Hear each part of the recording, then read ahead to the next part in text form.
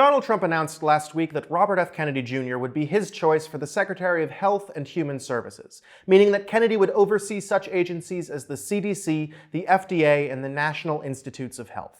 Now, Donald Trump has had no shortage of bad picks for his upcoming cabinet, including choosing a guy under investigation for sex crimes as his attorney general, a woman who frequently falls for Russian propaganda as the director of national intelligence, and a Fox News contributor who advocates for war crimes and war criminals as his secretary of defense. But RFK Jr. as Secretary of Health and Human Services may be the most dangerous pick so far, because not only is RFK Jr. not fit to oversee any medical agency, he's barely qualified to say the word science.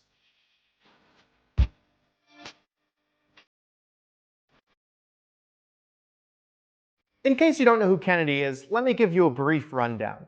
RFK Jr. is the son of former Attorney General and presidential candidate Robert F. Kennedy, and the nephew of former President John F. Kennedy. And like any Kennedy, he's basically been coasting on the name recognition of those two guys for a while now. In 2023, he announced his candidacy for the 2024 presidential race, and in August of this year, he suspended his campaign to endorse Donald Trump only weeks after calling Trump a sociopath and a little over a year after saying that under no circumstances would he join Trump on an electoral ticket, because their positions on certain fundamental issues and their philosophies of leadership could not be further apart. You know, because he's an opportunist politician that just wants power. He still has that Kennedy blood in him after all. Also, in case you didn't know, he's a huge spreader of vaccine misinformation, primarily the debunked claim that vaccines cause autism because of a chemical compound that has been absent from nearly every single childhood vaccine since 2001. So he'll be right at home in Trump's administration. But you don't just have to listen to me. Earlier this month, RFK Jr. appeared on the Joe Polish Show to discuss his mission to make America healthy again. Kids who become obese during puberty are 4 times more likely to suffer severe depression by the time that they're 22 years old. And you know, there's a dispute about whether the depression is coming from the social demotion that you get from being obese and you know, fat shaming or whatever. But it's really an irrelevant dispute. If you're overweight, you're more likely to be depressed. Hey, RFK Jr. No, it's not. That's not an irrelevant dispute. One of those reasonings would suggest a physiological link between obesity and depression, and the other would suggest that primarily social factors are at play. That's an important distinction to draw if you actually care about the science. And then there's a series of pilot studies that normally I wouldn't quote because they're not strong science, but they're indicative and they should be mentioned. Yeah, I'll stop you right there. In case you don't know what a pilot study is, it's a crucial step in the development and testing of treatments that allows researchers to try out their methods and procedures on a small scale to see if they might work on a larger scale. Think of it like a pilot to a TV show. It's an opportunity to see if something's worth pursuing before ordering 4 seasons of that 90s show. A pilot study is not meant to test hypotheses or see if treatments are actually effective, because again, they're performed on too small a scale to have much statistical significance. The National Institutes of Health, or NIH, which RFK Jr. might be overseeing, has specific guidelines about this, saying that no inferential statistics should be proposed from a pilot study. So no, RFK Jr., you shouldn't see them as indicative of any hypothesis, which, again, you'd know if you were a doctor.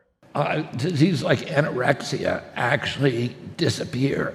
You lose your diagnoses by treating them with diet, with keto diets and other kinds of diets. And those are the studies that NIH should be doing.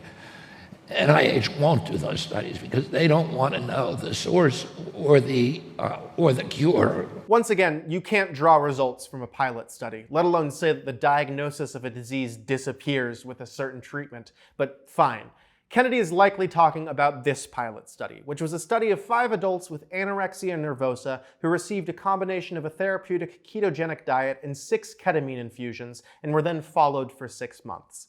4 of those 5 study participants remained recovered for 12 months after the study. That is to say, they still likely have a diagnosis of anorexia. They're just able to manage their symptoms. While one of the participants who stopped their keto diet after 8 weeks relapsed 4 months later. Now, you can't draw any conclusions from this pilot study of 5 people, but also, it's foolish to say that anorexia nervosa disappears with this treatment. But of course, Kennedy's big focus here isn't on this particular study, but the refusal of the NIH to fund studies like this, because they don't want to know the source or the cure of chronic diseases like anorexia.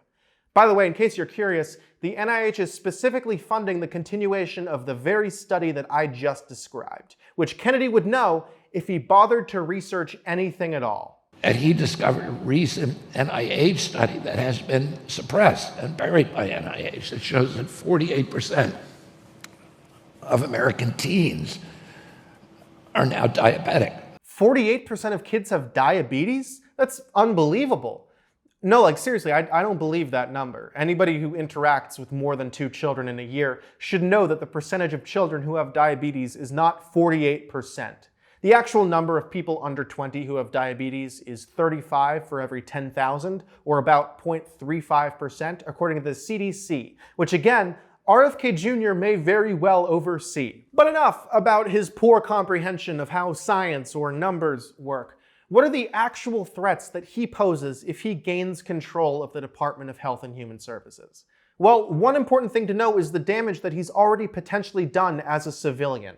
In 2019, a massive measles outbreak struck the island of Samoa. The outbreak hit especially hard because from 2017 to 2018, vaccination rate for measles plummeted from 74% to 34%. This vaccine hesitancy was likely caused by the death of 2 infants who had both died after receiving improperly prepared MMR vaccines. In the wake of the ensuing measles outbreak, Kennedy's nonprofit Children's Health Defense helped spread vaccine misinformation throughout the island. Kennedy himself wrote to the Samoan Prime Minister suggesting that the measles vaccine was the cause of this outbreak and was creating a mutant strain of measles. Following Kennedy's lead, prominent Samoan anti-vax voices started linking the outbreak of measles to the presence of the vaccines themselves. Kennedy also flew to Samoa on a trip arranged by one of these anti-vaxxers and met with another anti-vaxxer, intentionally or otherwise lending credibility to this person and their views. As a result of this measles outbreak and horrifically low vaccination rates, 83 Samoans died, including at least 54 children younger than the age of 5. Of course, if you ask Kennedy about that whole incident, he says he bears no responsibility for any of those deaths. Yeah, I'm aware there was a measles outbreak, but I didn't have anything, I had nothing to do with people not vaccinating in Samoa. I never told anybody not to vaccinate. I didn't go there for any reason to do with that. No, of course you didn't have anything to do with people not vaccinating. You just led a campaign of vaccine misinformation for over a decade, visited the island undergoing a measles outbreak on a trip coordinated by a person telling Samoans not to get vaccinated against measles, met with another person telling Samoans not to get vaccinated against measles, told the Samoan Prime Minister that the measles vaccine itself was causing the outbreak, and then just left. It's impossible to know the degree to which, if at all, RFK Jr. himself contributed to the worsening of this outbreak, but the evidence doesn't look great, and if he and his misinformation are allowed to control the very agencies that approve and roll out vaccines in this country, there could be another situation just like in Samoa. One notable promise that RFK Jr. has made is the removal of fluoride from drinking water in the United States. Now, you've probably seen articles telling you that not only is water fluoridation not nearly the danger that RFK Jr. says it was actually ranked as one of the 10 most important public health advances our country made during the 20th century. That sounds like a lofty claim, but most people don't realize how bad dental health used to be for most Americans. Fluoridation of water started in the United States in 1945, when studies were being conducted on the severe state of dental health in America.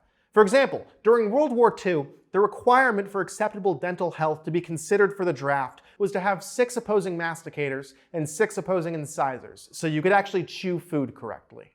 That's 12 teeth. The requirement was 12 specific teeth. In this specific case study, 15% of men were unsuitable for the draft, specifically because they didn't have enough teeth in good condition to meet this requirement, mainly due to tooth decay. Other studies have placed this number around 10% of men aged 21 to 35. This study from 1951 found that the average man between ages 20 and 35 had lost 4.2 teeth to tooth decay, had one tooth that needed to be extracted because it was too decayed, and had 7.2 teeth requiring fillings due to tooth decay. In addition, 9 out of 10 men in this age range needed partial or full dentures to replace the teeth that they had already lost. Obviously, improvements in dental health are due to a multitude of factors, including the fact that we now have more dentists and brush our teeth more regularly with fluoride. But studies put the effect of water fluoridation specifically at around a 15 to 35% decrease in cavities over the years. And of course, this isn't to say that fluoride presents no risk to humans. A new study came out this year funded by the, oh, would you look at that, NIH, showing with low to moderate confidence that levels of fluoride exceeding 1.5 milligrams per liter can be detrimental to children's IQ. That is twice the current fluoridation level of drinking water recommended by the United States Public Health Service, which is to say that the federal government currently doesn't recommend the level of fluoride in water that may be linked to these problems. Around 0.59% of the United States population has drinking water with that level of fluoride, although in those cases, that level of fluoride is actually just naturally occurring in the water. So the solution to this potential problem is not to eliminate water fluoridation completely, especially in places that don't have a high level of naturally occurring fluoride in their water.